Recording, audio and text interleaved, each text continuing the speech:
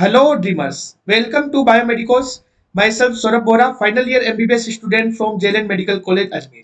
देखिए आज मैं इस वीडियो में डिटेल में बात करने वाला हूँ ऑल इंडिया कोटा 15% काउंसलिंग की राउंड 2 की रिपोर्टिंग के बारे में।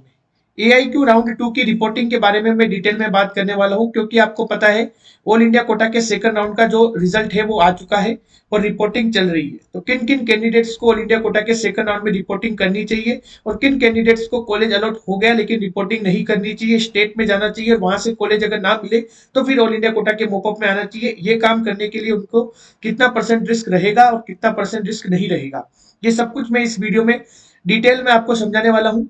इसके अलावा मैं आपको काउंसलिंग के आगे के रूल्स भी बताऊंगा और मैं ये भी बताऊंगा कि ऑल इंडिया कोटा के मोपअप में क्या एक्सपेक्टेड कट ऑफ रह सकता है। जो बॉटम रैंक वाले कैंडिडेट्स हैं उन्हें कितनी ऑल इंडिया रैंक तक कॉलेज मिल सकता है और ऑल इंडिया कोटा के मोपअप में लगभग कितनी एमबीबीएस की वैकेंट सीटें फिर से आ सकती है। ठीक है, ऑफिशियल वेबसाइट आपको पता है 15% ऑल इंडिया कोटा काउंसलिंग के लिए www.mcc.nic.in नीट यूजी 2022। ठीक है, तो आप देख सकते हैं। पहले मैं रूल एक्सप्लेन कर देता हूं कि सपोज करो अभी ऑल इंडिया कोटा राउंड 2 का जो रिजल्ट है वो डिक्लेयर हो चुका है। अब ऑल इंडिया कोटा के राउंड 2 में आपको पता है कि अगर कॉलेज आपको अलॉट हुआ तो क्या होगा और कॉलेज अलॉट नहीं हुआ तो क्या होगा। सपोज करो कि आपको कोई कॉलेज अलॉट ही नहीं हुआ। अगर आपको कोई भी कॉलेज अलॉट नहीं हुआ तो आप आराम से और आसानी से स्टेट कोटा के राउंड 2 में जा सकते हैं। ठीक है, इजीली आप स्टेट कोटा के राउंड 2 में पार्टिसिपेट कर सकते हैं। इसके अलावा आप ऑल इंडिया कोटा के मोपअप राउंड में भी पार्टिसिपेट कर सकते हैं। आपको फिर से रजिस्ट्रेशन करने की कोई जरूरत नहीं है क्योंकि आपको ऑल इंडिया कोटा के सेकंड राउंड में कोई कॉलेज अलॉट नहीं हुई है। लेकिन सपोज करो आपके सामने कंडीशन ये है कि आपको कोई ना कोई कॉलेज अलॉट होता है। अगर आपको कोई कॉलेज अलॉट हो जाता है तो फिर आपके सामने दो स्थिति रहती है। एक तो वो कंडीशन है जिसमें आपको कॉलेज में आपने रिपोर्टिंग नहीं करी, आपको कॉलेज अलॉट हुआ लेकिन आपने रिपोर्टिंग नहीं करी। ठीक है, या फिर आपने रिपोर्टिंग कर दी। अगर आपने रिपोर्टिंग कर दी, अपने डॉक्यूमेंट उस अलॉटेड कॉलेज में सबमिट करवा दिए तो फिर आपकी काउंसलिंग ओवर है, फिर आपकी काउंसलिंग खत्म है। फर्दर आप स्टेट के सेकंड राउंड में या ऑल इंडिया कोटा के मोपअप राउंड में पार्टिसिपेट नहीं कर सकते। लेकिन अगर आपने रिपोर्टिंग नहीं करी, आपने कॉलेज ज्वाइन नहीं किया तो आप ऑल इंडिया कोटा के मोपअप में जा सकते हैं। लेकिन आपको रजिस्ट्रेशन फिर से करना पड़ेगा और फीस भी फिर से पेमेंट करनी पड़ेगी। मतलब आपने ऑल इंडिया कोटा के फर्स्ट राउंड में या सेकंड राउंड में जो रजिस्ट्रेशन किया था और वो जो फीस पे करी थी आपने उसका फोर फीचर हो जाएगा। फिर आप स्टेट के सेकंड राउंड में भी जा सकते हैं, ऑल इंडिया कोटा के मोपअप में से भी आ सकते हैं। ऑल इंडिया कोटा के मोपअप में आपको फ्रेश रजिस्ट्रेशन और फीस भरनी पड़ेगी। ठीक है, इसके अलावा सपोज करो कोई कैंडिडेट है जिसको ऑल इंडिया कोटा के राउंड 1 में ही उसने कोई कॉलेज ले रखी है, राउंड 1 में ही कॉलेज लेके रिपोर्ट कर दिया। अगर अब उसको कोई सीट मिल जाती है राउंड 2 में, अब राउंड 2 में कोई सीट मिल जाती है तो डिपेंड करता है, अगर वो लेना चाहता है उस सीट को तो ले सकता है, उसकी सीट अपग्रेड हो गई। और अगर उसको कॉलेज मिल गया लेकिन वो कॉलेज ऑल इंडिया कोटा के राउंड 2 वाला नहीं लेना चाहता, ऑल इंडिया कोटा के राउंड 1 में ही अब उसकी सीट जो है वो कंफर्म हो जाएगी। अब वो ये नहीं कर सकता कि वो भी उस सीट को छोड़ दे ऑल इंडिया कोटा के राउंड 1 की और मोपअप में चला जाए, ऐसा नहीं है। ऑल इंडिया कोटा के राउंड 1 में अगर आपकी सीट अपने रिपोर्टिंग कर चुके हो तो बस आपकी फिर वो ऑल इंडिया कोटा के राउंड 1 वाली सीट लो या फिर आपको राउंड 2 में जो सीट मिली वो लो। ठीक है, आपको ऑल इंडिया कोटा के मोपअप में जाने का कोई अधिकार नहीं है। ठीक है, तो ये काउंसलिंग के रूल से इन्हें समझना बहुत ज्यादा जरूरी है, वो मैंने आपको एक्सप्लेन कर दिया है। इसके बाद अपन बात करते हैं ऑल इंडिया कोटा के सेकंड राउंड की रिपोर्टिंग कब से कब है। तो ऑल इंडिया कोटा के सेकंड राउंड की रिपोर्टिंग आप देख सकते हैं स्क्रीन पे, आपको ऑफिशियल नोटिफिकेशन दिख रहा होगा एमसीसी का। 15 नवंबर से लेकर आप देख सकते हैं 22 नवंबर तक, आज 18 नवंबर हो चुका है। 4 दिन आपके पास और बचे हैं, आपको अलॉटेड कॉलेज में फिजिकली जाके वहां पे रिपोर्टिंग करनी है। 7 दिन का रिपोर्टिंग का टाइम मिला है, 3 दिन बीत चुके हैं, 4 दिन अभी भी बचे हैं।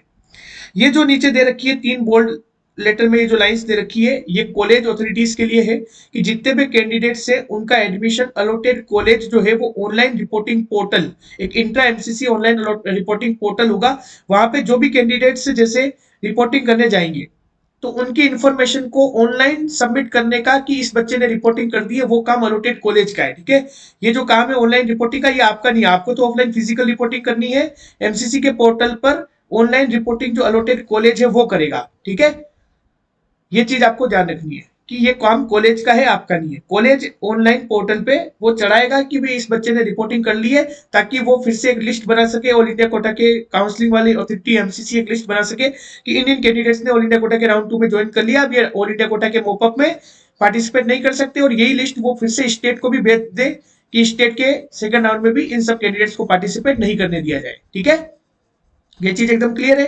रिपोर्टिंग आपकी 15 नवंबर से 22 नवंबर तक है। अगर आपकी ऑल इंडिया कोटा के सेकंड राउंड में आपने रिपोर्टिंग कर दी तो फिर आपकी काउंसलिंग खत्म है। इस चीज का आपको ध्यान होना चाहिए।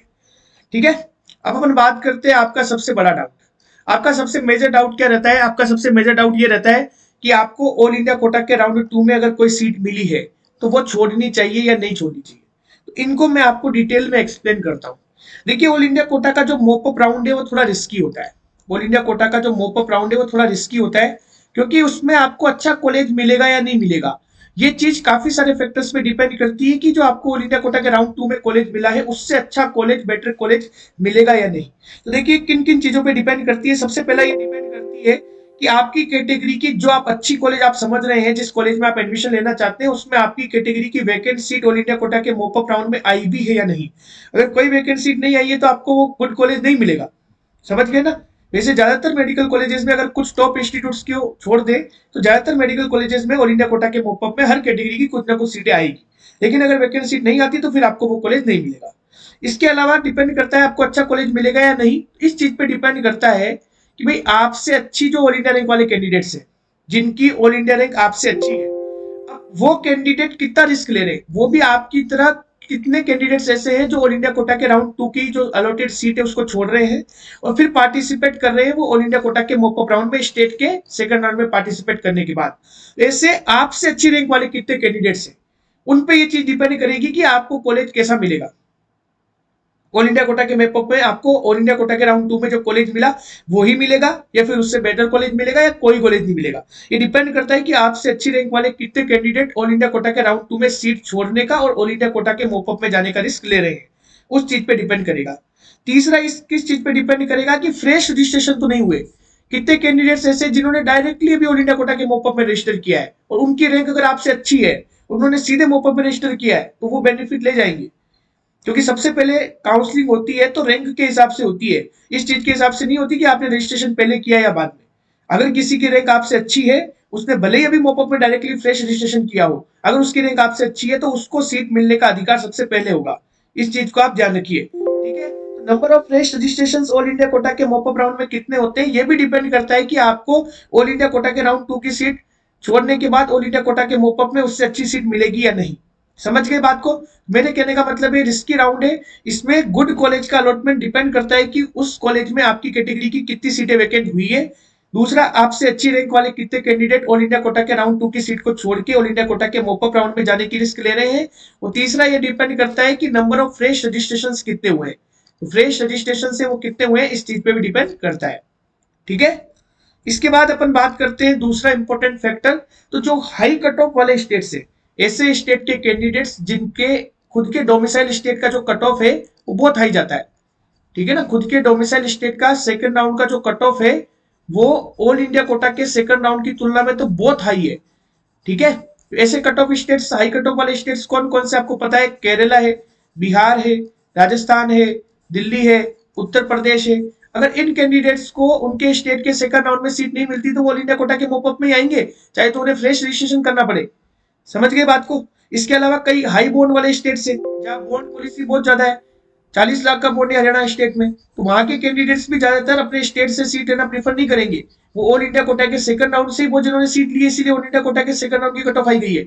और ऑल इंडिया कोटा के मोपअप में अगर ये आएंगे तो ऑल इंडिया कोटा के मोपअप की सीट कट ऑफ भी थोड़ी सी आई रह सकती है, जितना अपन एक्सपेक्ट कर रहे हैं उससे भी थोड़ी आई रह सकती है। हालांकि ऑल इंडिया कोटा के सेकंड राउंड से तो कट ऑफ लो ही रहेगा ऑल इंडिया कोटा के मोपअप का, लेकिन हाई बॉन्ड स्टेट्स और हाई कट ऑफ स्टेट वाले कैंडिडेट्स के आने से थोड़ा सा फ्लक्चुएशंस देखने को मिल सकता है।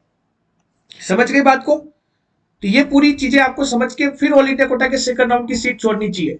ठीक है, अब मेरी एडवाइस आपके लिए क्या है, वो मैं आपकी एडवाइस, जो मेरी पर्सनल एडवाइस है वो मैं आपको एक्सप्लेन कर देता हूँ और समझा देता हूँ। फिर बाकी डिसीजन जो है वो आपके हाथ में, लेकिन एक इंपॉर्टेंट और वाइज डिसीजन लीजिएगा, क्योंकि पूरा 5.5 साल का सवाल है आपकी पूरी एमबीबीएस का कि आप कहां से एमबीबीएस करेंगे। ठीक है, क्योंकि अगर आपने ऑल इंडिया कोटा के सेकंड राउंड में जो सीट है वो अगर आपने ज्वाइन कर ली, डॉक्यूमेंट सबमिट करवा दिए, फिर आपकी काउंसलिंग खत्म है, आप स्टेट के सेकंड राउंड में भी नहीं जा सकते, आप ऑल इंडिया कोटा के मॉपअप में भी नहीं जा सकते। जिन्होंने ऑल इंडिया कोटा के फर्स्ट राउंड में रिपोर्टिंग कर दी थी वो तो स्टेट के सेकंड राउंड में जा ही नहीं सकते।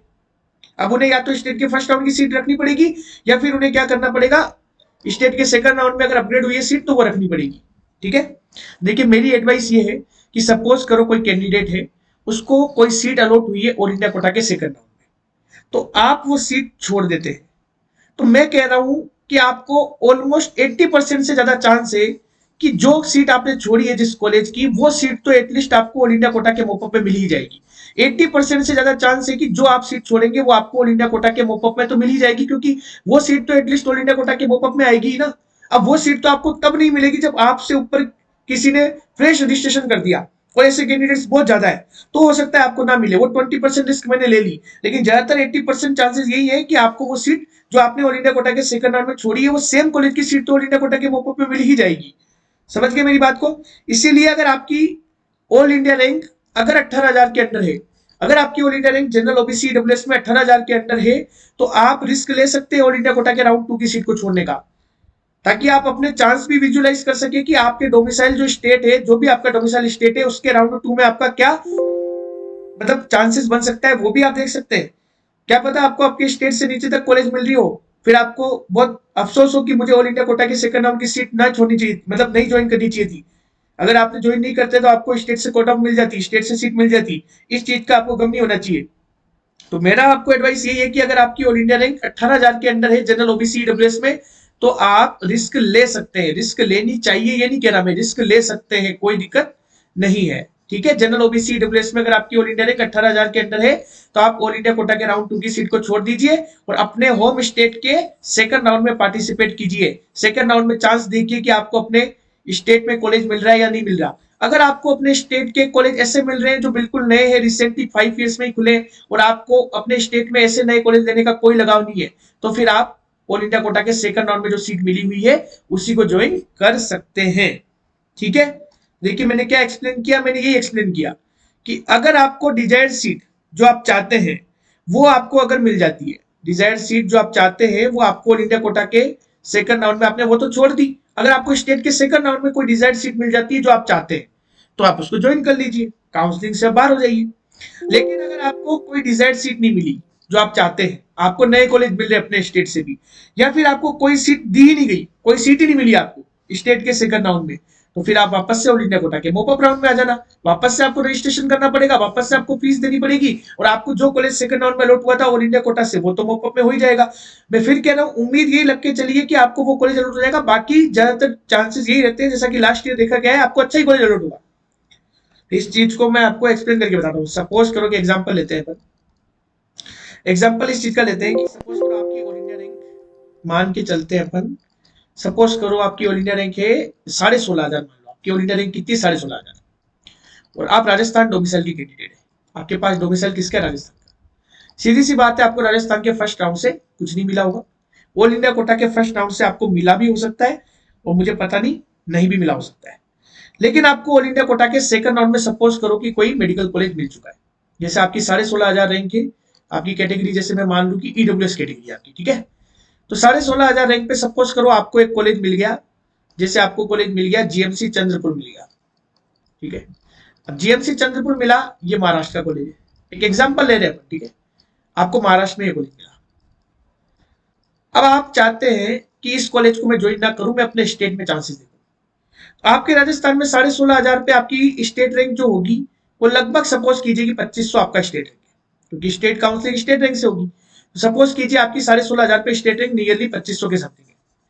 अब आप स्टेट के सेकंड राउंड में पार्टिसिपेट करने गए, अब हो सकता है वहां पर आपको कि इस स्टेट रैंक पे आपको अच्छा कॉलेज मिल जाए, जैसे मिलेंगे तो नए कॉलेज, जैसे आपको राजस्थान का जीएमसी सिरोही मिल रहा है, या फिर आपको जीएमसी धौलपुर मिल रहा है। अगर आपको राजस्थान में ये कॉलेज चाहिए तो आप ये ले लेना। और सपोज करो आपको ये कॉलेज नहीं चाहिए, कि आपको ये कॉलेज चाहिए ही नहीं, या फिर आपको कोई कॉलेज मिला ही नहीं, तो आप फिर किस में आएंगे? ऑल इंडिया कोटा के मोपअप में आएंगे। आप फिर किस में आ जाइए? ऑल इंडिया कोटा के मोपअप में आएंगे।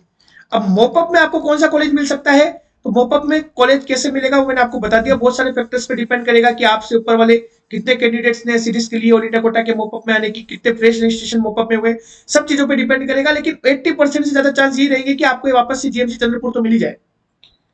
चांसेस इस चीज के भी रहेंगे कि आपको राजस्थान के भी बहुत सारे कॉलेजेस की सीट वैकेंट होकर आएगी, आपको सपोज करो कि जेएमसी झालावाड़ मिल जाए, ऐसा भी हो सकता है। आपको जेएमसी झालावाड़ मिल जाए, आपको गवर्नमेंट मेडिकल कॉलेज सीकर मिल जाए राजस्थान में, समझ रहे हो? तो आपको बहुत अच्छे अच्छे कॉलेजेस भी ऑल इंडिया कोटा के मोपअप में मिल सकते हैं, क्योंकि बहुत सारी सीटें ऑल इंडिया कोटा के मोपअप में आएगी। एटलीस्ट जीएमसी चंद्रपुर तो मिल ही जाएगा। इसीलिए मैं कह रहा हूं कि आपकी ऑल इंडिया रैंक अगर 18,000 के अंडर है तो आप रिस्क ले सकते हैं। आपको वो कॉलेज तो मिल ही जाएगा जो आपको ऑल इंडिया कोटा के सेकंड राउंड में मिला है, वो ऑल इंडिया कोटा के पॉपअप में तो मिल ही जाएगा। ठीक है, मेरे हिसाब से आप समझ गए होंगे कि आपको सीट छोड़नी चाहिए या लेनी चाहिए। अब डिसीजन आपके हाथ में, मैंने पूरी चीज एक्सप्लेन कर दी है। तो लगभग अपन देख सकते हैं कि 2500 से 3000 एमबीबीएस की सीटें इस बार वैकेंट होने के चांसेस है, क्योंकि 2021 का अगर अपन डाटा देखें तो 1800 एमबीबीएस की सीटें वैकेंट होकर आई थी। 1800 एमबीबीएस की सीटें ऑल इंडिया कोटा के मोपअप राउंड में वैकेंट होकर आई थी। तो इस बार 2500 से 3000 एमबीबीएस की सीटें ऐसी है जो वैकेंट हो सकती है। ठीक है, चांसेस है 2500 से 3000 के बीच में सीटें वैकेंट होने का, कि ज्यादातर कैंडिडेट्स ऐसे हैं जो सीट छोड़ेंगे। ठीक है, जिनका कट ऑफ स्टेट का कम जाता है वो तो वैसे ही सीट छोड़ेंगे, क्योंकि उनको स्टेट से अच्छा कॉलेज मिल रहा होगा। जो हाई बॉन्ड वाले स्टेट से वो थोड़ा सा कॉलेज लेने की कोशिश करेंगे, जैसे हरियाणा वाले कैंडिडेट्स। बाकी जितने भी अदर हाई कट ऑफ वाले स्टेट के कैंडिडेट्स, जैसे दिल्ली के, राजस्थान के, केरला के, वो अपने स्टेट में चांसेस देखना चाहेंगे।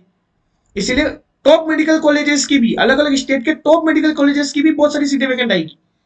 लगभग 2500 से 3000 सीटें वैकेंट आनी चाहिए। बाकी जब सीट मैट्रिक्स आएगा, मोपअप का काउंसलिंग शेड्यूल आएगा, तब मैं वापस डिटेल में एक्सप्लेन कर दूंगा ऑल इंडिया कोटा के मोपअप के बारे में। अब अपन बात करते हैं जो थोड़े से बाउंड्री पे रह रहे हैं कैंडिडेट्स, वो देखना चाह रहे हैं कि ऑल इंडिया कोटा के मोपअप का क्या एक्सपेक्टेड कट ऑफ रह सकता है। तो ऑल इंडिया कोटा के मोपअप का क्या कट ऑफ रह सकता है वो मैं आपको बता देता हूं। Expected cut off general category में आपको लगभग 22,500 ऑल इंडिया रैंक तक एकदम श्योरली मिल जाएगा। हो सकता है इससे नीचे भी आपको मिल जाए। 22,500 मार्क्स आपके अगर 595 से अधिक है तो आपको जनरल कैटेगरी में गवर्नमेंट मेडिकल कॉलेज कोई भी मिले, चाहे तेलंगाना में मिले, चाहे तमिलनाडु में मिले, चाहे मिजोरम में मिले, चाहे मणिपुर में मिले, लेकिन गवर्नमेंट जीएमसी मिलने के चांसेस रहेंगे। ओबीसी कैटेगरी में आपके ऑल इंडिया रैंक 23,000 के अंदर है, मार्क्स आपके 593 से अधिक है, तो फिर आपके ओबीसी कैटेगरी में चांसेस रहेंगे government medical college all India quota के मोपअप राउंड से मिलने का। ईडब्ल्यूएस कैटेगरी में अगर आपकी ऑल इंडिया रैंक 24,000 के अंदर है, 24,000 के अंदर है, और आपके मार्क्स 592 से ज्यादा है, तो आपको ऑल इंडिया कोटा के मोपअप में ईडब्ल्यूएस कैटेगरी में कॉलेज, गवर्नमेंट मेडिकल कॉलेज मिलने के चांसेस रहेंगे। ठीक है, फिर अपन बात करते हैं एससी कैटेगरी की। अगर आपकी ऑल इंडिया रैंक 1,05,000 के अंदर है और मार्क्स आपके 470 से अधिक है, तो फिर से आपके एससी कैटेगरी में भी गवर्नमेंट मेडिकल कॉलेज मिलने के चांसेस रहेंगे। एसटी कैटेगरी की हम बात करते हैं। अगर आपकी ऑल इंडिया रैंक 1,35,000 के अंदर है, ठीक है, मार्क्स आपके 440 से ज्यादा है, तो एसटी कैटेगरी में भी आपके गवर्नमेंट मेडिकल कॉलेज मिलने के पूरे चांसेस रहेंगे। इस तरीके से मैंने ऑल इंडिया कोटा के मोपअप की फाइनल एक्सपेक्टेड कट ऑफ आपको बता दी है। बाकी ऑल इंडिया कोटा के मोपअप का जैसे ही नोटिफिकेशन आता है, उस नोटिफिकेशन को और सीट मैट्रिक्स को मैं डिटेल में एक्सप्लेन करके एक बार क्या कट ऑफ रह सकता है, इसका क्या आइडिया है, वो भी मैं आपको डिटेल में बता दूंगा। ठीक है, फिर भी आपको कोई डाउट हो आप कमेंट सेक्शन में मैसेज कर सकते हैं। अपन बहुत सारे लाइव सेशंस भी एक दो ऑर्गेनाइज कर लेंगे जिससे आप अपने डाउट्स पूछ सकते हैं। Thanks for watching the video. Please like, share and subscribe the channel.